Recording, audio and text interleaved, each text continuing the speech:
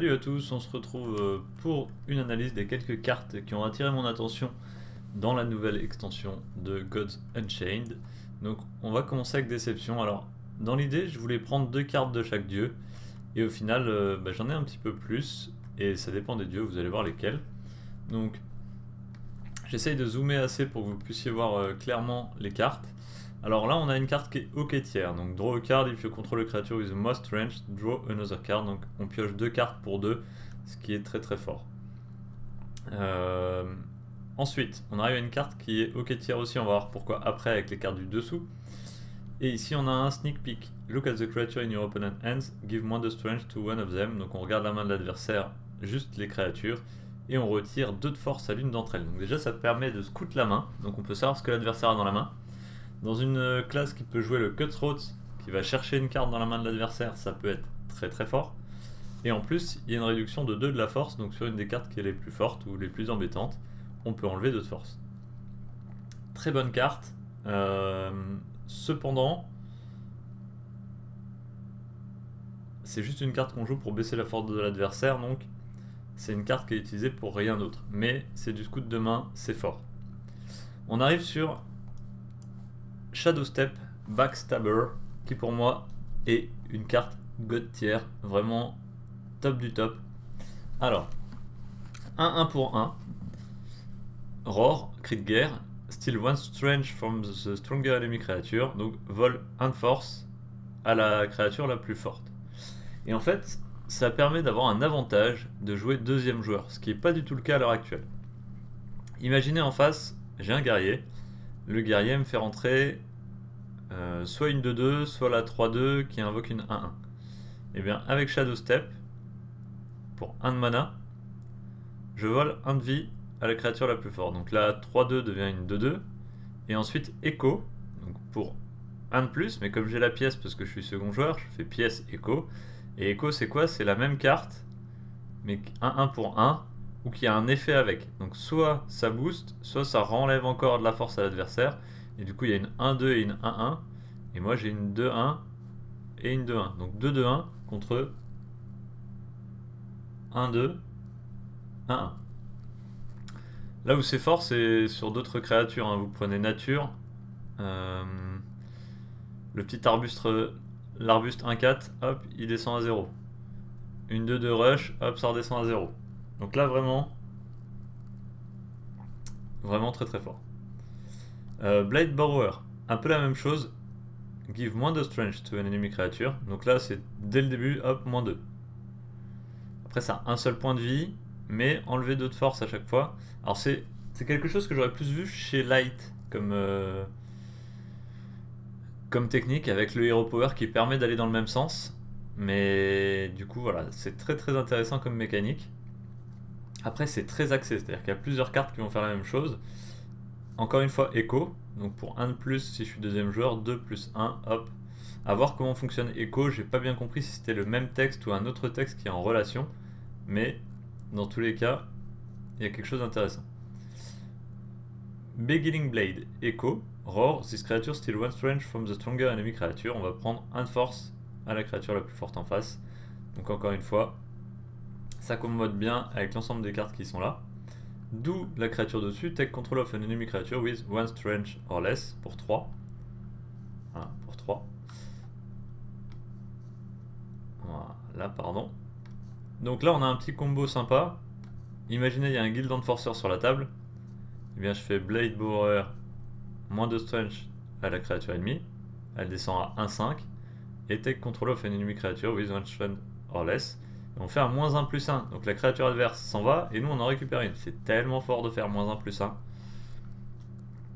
Et là pour n'importe quel autre ennemi qui aurait 1 de force, on peut en prendre le contrôle, donc c'est vraiment à mon avis très très fort, surtout dans le début de game. Ensuite, ici, Alika Scarlet Thief, Echo, at the end of your turn, this creature steal one strength from the strongest creature and give it to the weakest creature. Alors pour moi c'est une attention tiers, c'est-à-dire que on a ici une mécanique qui permet de piquer de la force aux adversaires, de nous la mettre chez nous. Et on va jouer une carte qui fait, cette créature vole 1 de vie à la plus forte des créatures et la donne à la plus faible des créatures. Et du coup, ça peut avoir l'effet inverse, c'est-à-dire que ça peut piquer chez nous et donner en face. Et vu que le deck va avoir tendance à piquer en face, pour moi la carte est pas oufissime. Après je me trompe peut-être que sur du plus late game c'est bien. Mais là comme ça, c'est... À mon avis, je reste sceptique dessus. Je l'ai mise parce qu'elle est dans la logique de baisser la vie. La force, pardon. Ici, Lethargy Mage pour 3, une 3-2, déjà c'est solide. Et give -1 strength to each enemy creature. Donc là, c'est presque l'équivalent du bouclier du light qui fait +1/+1. Là on fait -1 tout court à l'ensemble des ennemis et pas des nôtres, donc juste les créatures ennemies. C'est très fort, elles auront déjà pris une fois, deux fois, trois fois, bam bam bam, tout tombe à 0. Donc à mon avis, très bonne carte qui vient encore compléter.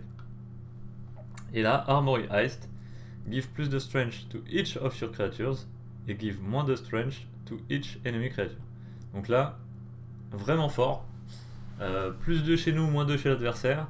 Ça aura déjà pris du debuff avant. Je pense que ça peut vraiment faire la différence ici. Si on compte rapidement, ça fait 2, 4, 6, 8, 10, 12. On a déjà presque à la moitié d'un deck.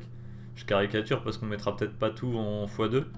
Mais c'est pour dire que la mécanique qu'ils sont en train de mettre en place est viable. On pourra en avoir un vrai impact. C'est pas quelque chose qui tombe une fois de temps en temps. Et je pense qu'on pourra avoir des sorties à base de Shadow Step, Blade et Léthargie, tac tac tac. Et les 3 premières créatures de l'adversaire sont à 0. On prend des free trades. Et une fois qu'on a les free trades qu'on a à la table, à mon avis, ça va bien se passer. Alors, on passe au dieu Death maintenant. Death, j'ai eu du mal à prendre des bonnes cartes. Alors, ça part full Anubian. Du coup, c'est compliqué de voir une carte plus forte individuellement. Je pense que c'est vraiment le collectif. Alors, il y a déjà des decks Anubian qui existent, qui sont pas encore tip top. Et il y a des cartes qui arrivent pour le renforcer. 2 cartes qui ont retenu mon attention, dont une en particulier, c'est Land of the Dead. Pour moi, c'est celle-là qui est God tier dans le jeu. Dans la logique du Anubian. On met plein de petits Anubian au début qui vont mourir, etc. Et au tour 5, même voire au tour 4, select up to 6 1 mana Anubians from your void and summon them to the board. Donc on prend 6 Anubian qui sont dans le cimetière et bim, on les met sur la table. C'est juste très très fort, on met 6 Anubian sur table, alors que voilà, on a peut-être fait des value trade au début. On a sacrifié des Anubian qui avaient des effets. Et du coup on se retrouve avec des Anubian assez forts, par exemple la 4-4 ici, qui peut se faire tuer au tour 4 et revenir au tour 5. Donc pour 5 on peut remettre... Ah non, c'est 1 mana, donc ça marche pas. Et on vient donc à cette créature, Asenat, Hand of the Pharaohs, backline, ability summon a 1 mana Anubian from your void and give it deadly. Donc on fait revenir un... On choisit, hein, c'est summon, et... on donne Deadly, c'est assez fort. Effectivement, carte légendaire, 4-4 pour 4, très bon body, plus ça rajoute un Anubian. Très bien. A voir comment va se comporter Anubian. Après le reste des cartes, j'ai pas trouvé ça oufissime chez Death, mais c'est déjà très fort à mon avis, Death, donc c'est bien de ne pas en mettre de trop non plus. Un peu la même logique chez Light. Il y a des cartes qui sont très mauvaises dans les cartes que j'ai pu voir. Après, il y en a quelques-unes qui, pour moi, m'interrogent. Alors, on va voir ensemble au fur et à mesure. On a Light Vesper of Concession, Protected, 1-1 Protected déjà, c'est good. At the end of your turn, remove 1 durability from your opponent's relic. Donc on enlève 1 durabilité à l'arme de l'adversaire à la fin du tour. 1-1 pour 1 Protected déjà c'est bien, et en plus ça peut avoir un effet dissuasif si on est premier joueur, ou ça enlève déjà 1 d'arme s'il y a déjà une arme chez l'adversaire. Ensuite, Roadside Checkpoint, Summon 2 1-1 Tyrek Militant, et Empower. Alors Empower c'est un nouveau mot-clé qui fait qu'une carte peut être jouée soit au début pour 2 de mana, soit plus tard dans la partie en rajoutant 4 de mana. Donc 4, 5, 6 pour 6 de mana. Et donc si je mets 6 de mana, donc là c'est une vraie carte qui a double choix. C'est pas une carte qui fait 2 et 3, c'est une carte qui fait 2 et 6. Donc vraiment un impact, une double façon de la jouer. Et ça j'aime beaucoup. Donc là on summon 2, 1, 1 Tyrek Militant. Donc 1 et 1 ça fait 2. Une 2-2 ça coûte 3 avec le Hero Power chez le Light. C'est pas si mauvais que ça peut permettre de faire les deux 1-1 avant de booster en +1/+1 avec tout le monde, pourquoi pas, ça se défend. Le Empower 4, lui, give frontline and +2/+2 to each friendly creature. Donc là, on donne provocation et +2/+2 à toute la table. Donc déjà, on met 2/3/3. 2/3/3 pour 6, ce qui est pas mal. Mais en plus, on booste toute la table de +2/+2. Donc là, par contre, ça donne provocation à tout le monde. Mais, à mon avis, très bonne carte. Très bonne carte parce que polyvalente. Et à voir comment elle peut s'adapter dans le tempo. Il faudra voir le tempo des autres decks. Mais vraiment, très bonne carte.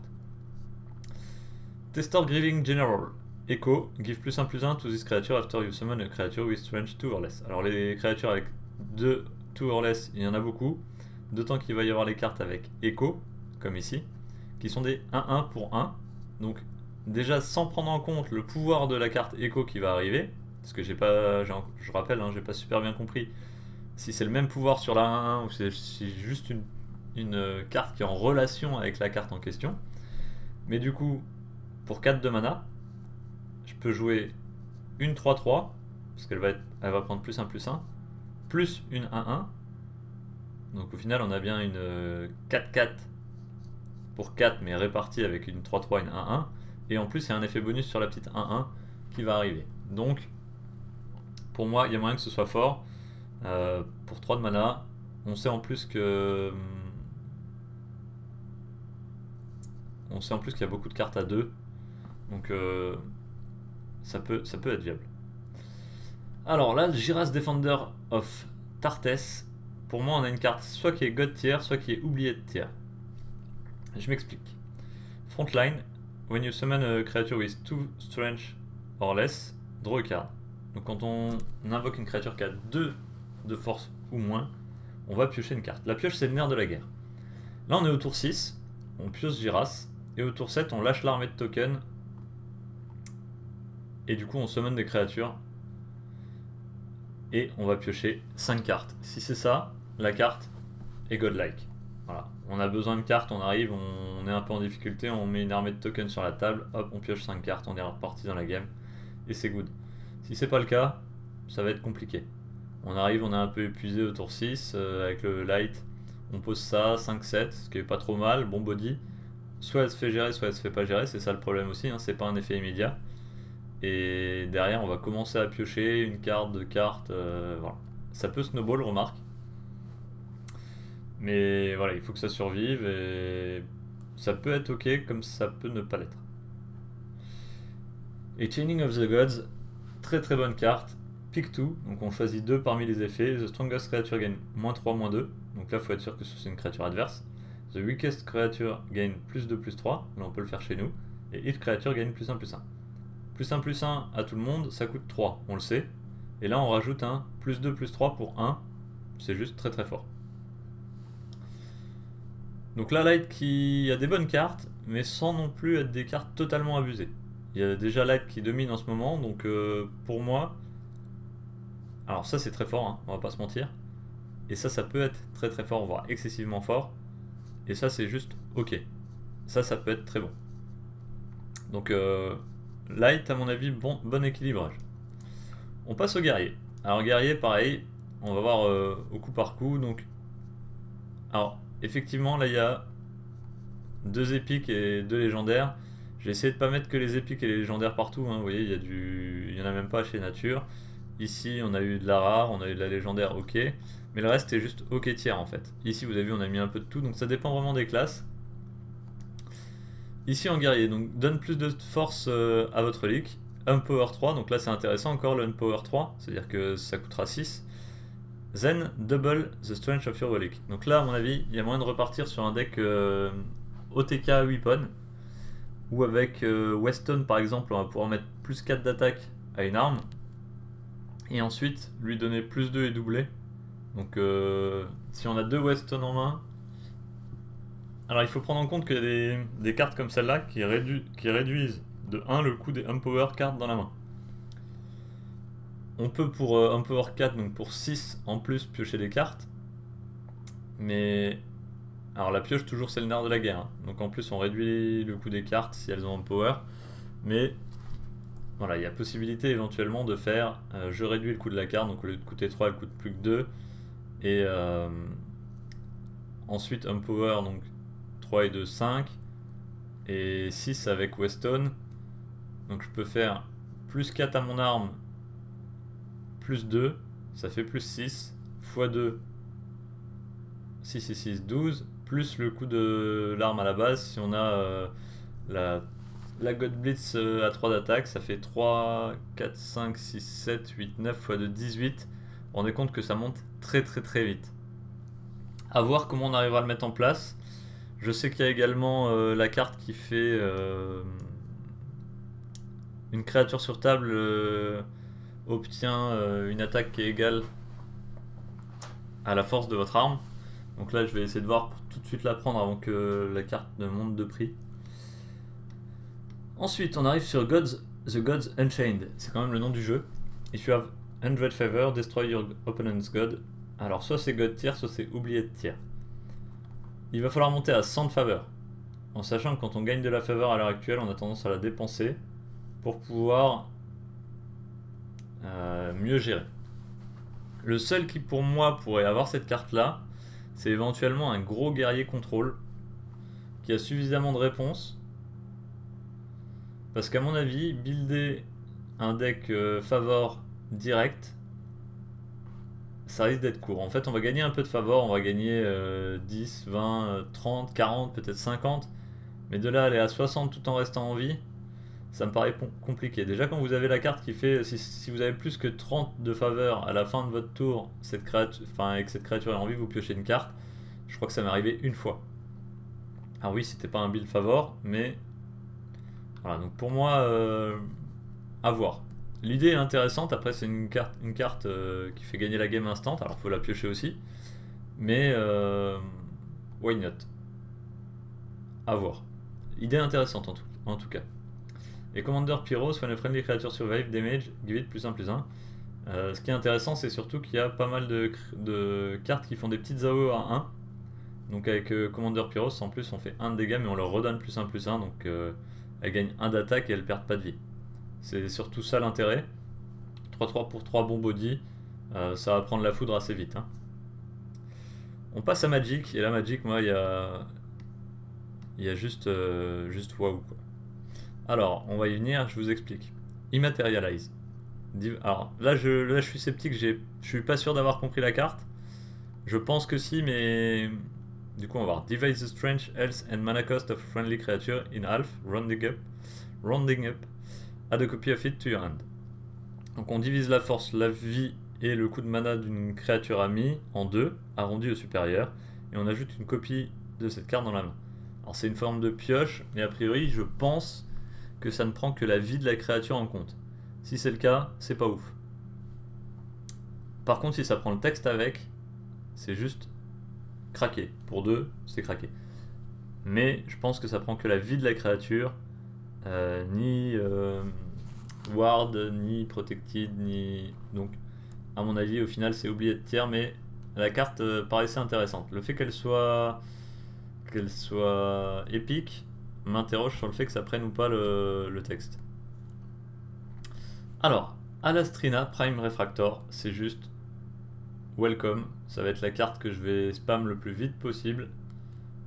Cri de guerre, reduce the mana cost of cards avec un S in your hand by 1. Empower 3, do the same for your deck. Le Empower, clairement, à mon avis, sera pas joué sauf dans un deck mage, contrôle. Voilà. Là où je la vois en première intention directe, c'est Dralamar. Dralamar vient d'être nerf, passer de 6 mana à 7 mana. Donc il y a deux options. Soit ils ont jugé que c'était ok tiers, ils se sont dit à 6 de mana c'est cool, mais on sait qu'il y a Alastrina qui arrive, et si ça descend en dessous, c'est juste trop fumé. Soit, et je pense que c'est cette version là qui est vraie en fait, ils se sont dit 6 c'est ok. Maintenant ça râle beaucoup, on va temporiser un peu, hop, on va faire monter à 7 de mana. Sauf que là, avec Alastrina, on réduit de 1 le prix des cartes dans notre main. Et là, bah forcément, Dralamar redescend à 6. Donc, cette carte est juste très forte. Et pour moi, ça reviabilise Dralamar, mais puissance 1000 quoi. Là c'est juste excessivement fort. Ce qui fait que toutes les cartes qu'on a vues qui étaient un peu late, 6 de mana, alors 6 non ça peut passer, mais qu'est-ce qu'on a vu comme carte? Ouais, on n'a pas vu de grosses cartes late encore. Il n'y en a pas trop en fait. C'est ça aussi qui... Alors celles que j'ai vues aussi, il y en a des grosses, mais pour moi elles sont pas trop fortes, justement pour ça. Parce que les parties vont s'arrêter pour la plupart au tour 7. 6 du coup. Et là Nithos Mage Weaver, donc 1-2 pour 1. Ability, unlock a mana lock for this turn, then refresh 1 mana. Empower 2, deal 2 damage to the weakest enemy creature. Donc pour 3 on peut faire 2 de dégâts, poser un token. Ça fait l'effet d'une pièce, puisqu'on débloque un de mana et on rajoute. Donc si on a une deuxième carte à 1 on peut la jouer. Exemple la petite 1-1 qui permet d'avoir... qui spot une carte au début du tour, qui a Ward Protected. Donc ça permet d'avoir un early en fait. Donc carte intéressante à rentrer à mon avis. Par contre dans Dralamar ça va couper un petit peu la pioche. Donc affaire à suivre. Mais en tout cas, Alistrana Prime, voilà, vraiment une carte boosted. Après il y a des cartes Empower qui font des dégâts directs aussi qui sont sympas. Pour moi je les ai pas mises mais elles vont trouver leur place. Elles sont très bonnes, elles sont ok tiers. À voir comment ça s'intègre dans les decks. On passe à nature. Alors nature il y a des très bonnes choses, des mécaniques intéressantes. Donc déjà vous voyez qu'il n'y a aucune légendaire. Moi c'est pas les légendaires qui ont attiré mon attention. On a déjà une 3-3 pour 3, bon body. Alors il faut savoir que la panthère à l'heure actuelle c'est 3-3 pour 2, si je dis pas de bêtises. Et par contre le crit de guerre deal 1 damage to each 1-1 creature. Alors déjà elle est pas confused. Et deal 1 damage to each 1-1 creature. Ça fait 1 dégât à toutes les créatures adverses qui sont 1-1.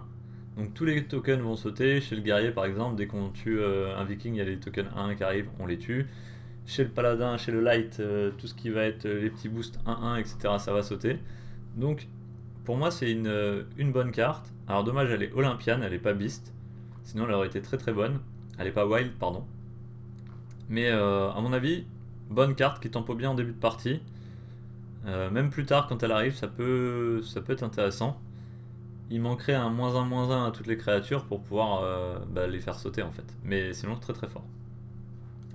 Là on a une carte qui est God Tier, territorial dominion. Votre créature la plus forte attaque la créature adverse la plus forte. Si votre créature survit, vous la soignez totalement. Donc en fait ça donne une attaque gratuite et on sait sur qui ça va attaquer.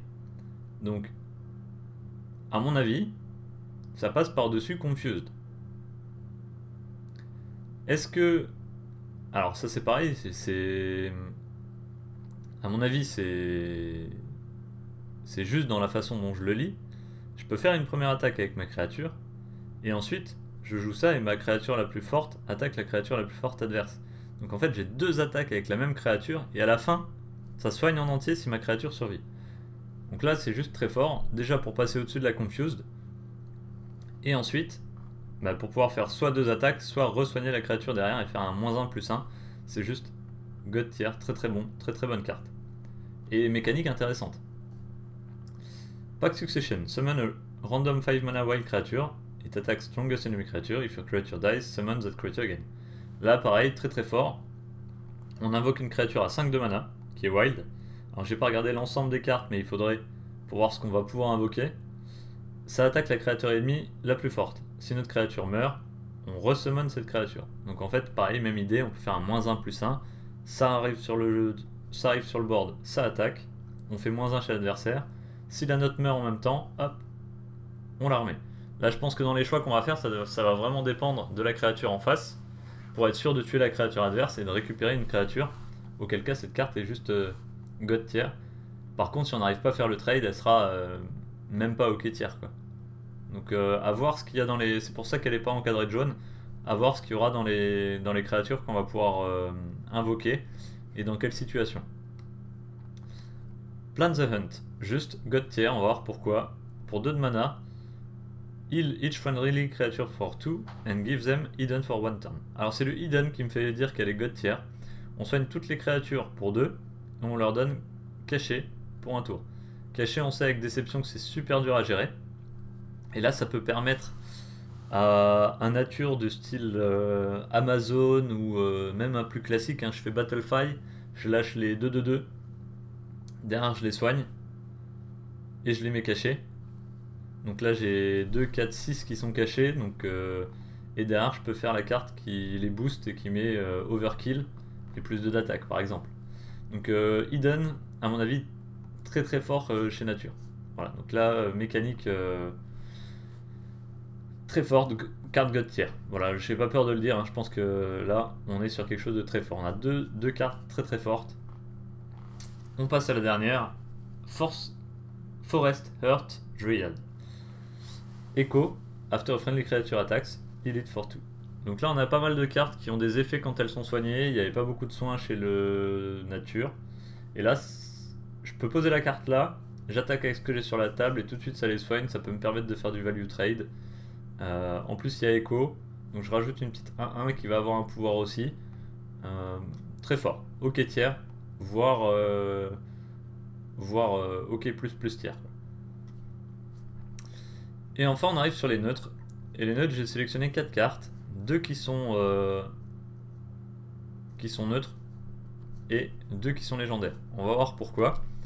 Alors City Sniper, très très bon, give moins de strength to an enemy creature until the end of the turn. Donc là on a un combo déjà si on reprend chez Déception Bound by a Will,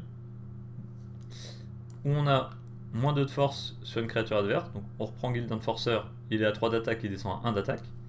Du coup je peux faire Bound by a Will, je le récupère, et à la fin du tour il récupère son 3 d'attaque. Du coup c'est juste très très fort. Ça marche aussi chez Light avec Light Levy. Et ça peut permettre de faire des value trade. Un point de vie pour 2 c'est un tout petit peu bas, mais vraiment ce qu'on paye ici c'est le moins 2 de force pour pouvoir faire un value trade. Ni plus ni moins.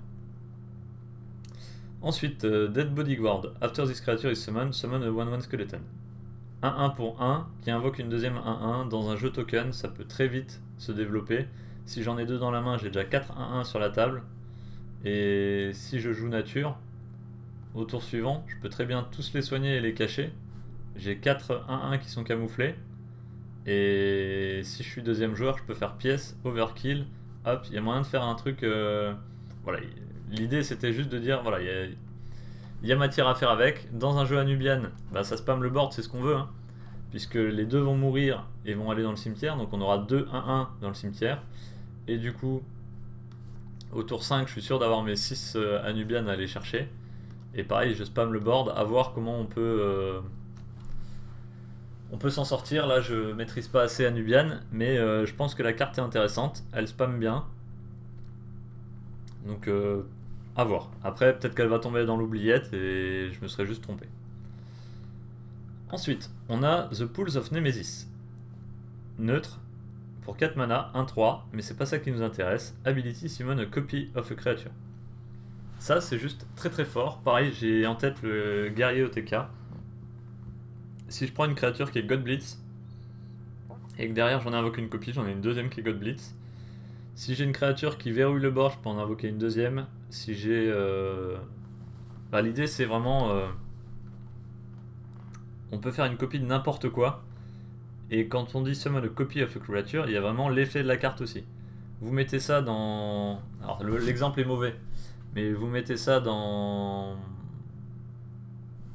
un deck zombie, là 1-4, vous voyez qu'elle va mourir, hop, vous en invoquez une copie, vous la sacrifiez, ça permet de la garder en vie un tour de plus. Après je pense qu'il y a bien mieux à copier, mais là tout de suite comme ça, un Cern par exemple, chez Light, à voir.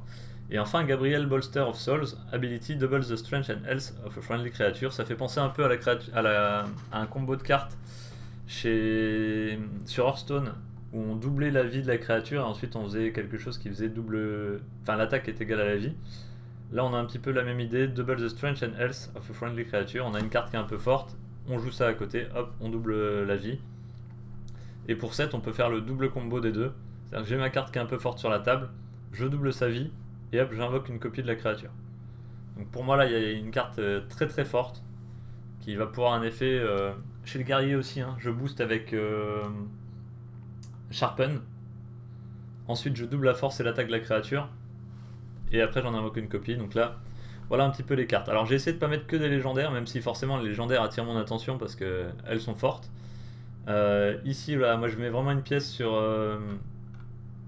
Alastrina Prime qui va lock pas mal le mage, qui va vraiment avoir un effet sur Dralamar. À voir comment l'agressivité des autres decks va leur permettre de s'en sortir ou pas. Anubian, je demande à voir.